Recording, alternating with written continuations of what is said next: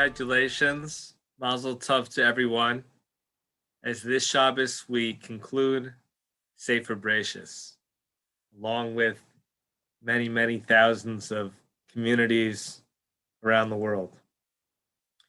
As we finish Bereshis, let us return, reflect, review what was accomplished. Sefer Bereshis has another name. The other name is called Sefer HaYashar. Yashar meaning straight, colloquially meaning integrity, perhaps just. And the Netziv, in his Emek Davar, classic commentary, modern commentary, of the Tzali Tzvi Yehuda Berlin. So he has an introduction to each of the 5 books of the Torah. Let's, for a moment, take a look at his introduction, his summary of Sefer Bereshis. And we see this commentary coming out of Volozhin so many years ago. It's quite appropriate for us to consider what it means today. He says, why is it called Sefer HaYashar? He says, because the founders of Judaism, the matriarchs and patriarchs, referred to as Yesharim, people who were Yashar. It's hard to fully translate the word Yashar. Yashar means, there's so much lost in translation. And as we said, they were straight with one another. But with the whole world, despite the trials and travails, tribulations brought by their neighbors and their enemies, and their migrations, their existential threats, they were always Yashar. And this is what defines Bereshis. We see as everyone in our original family came down to Mitzrayim, they left the land of Canaan, the land of Israel. Despite all of that, they had this Yashrus to them, this great quality, this great character. Yesharim, interestingly enough, is a moniker given to them by a non-Jew, given to them by Bilam.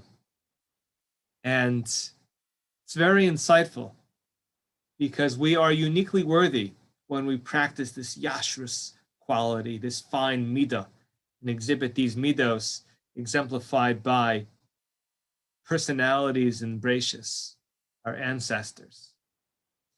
And we're told by tradition that the Beis HaMikdash was destroyed not because there weren't any tzaddikim. There were tzaddikim, there were Hasidim, righteous people, pious people, people involved in Torah study, great scholars. All of that existed, but do you know why? Do you know why, says the Netziv, we don't have a Beis HaMikdash anymore?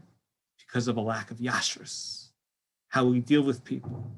You can be erudite, you can be great in so many different areas of life, but if you're not Yashar, you don't have that kind of, you don't hold yourself to that standard of integrity, being straight with people, being just, you're not worthy of being in the land of Israel. We are not worthy of having a Beis HaMikdash and having the spiritual headquarters intact.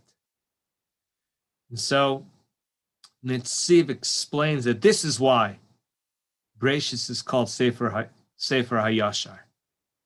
And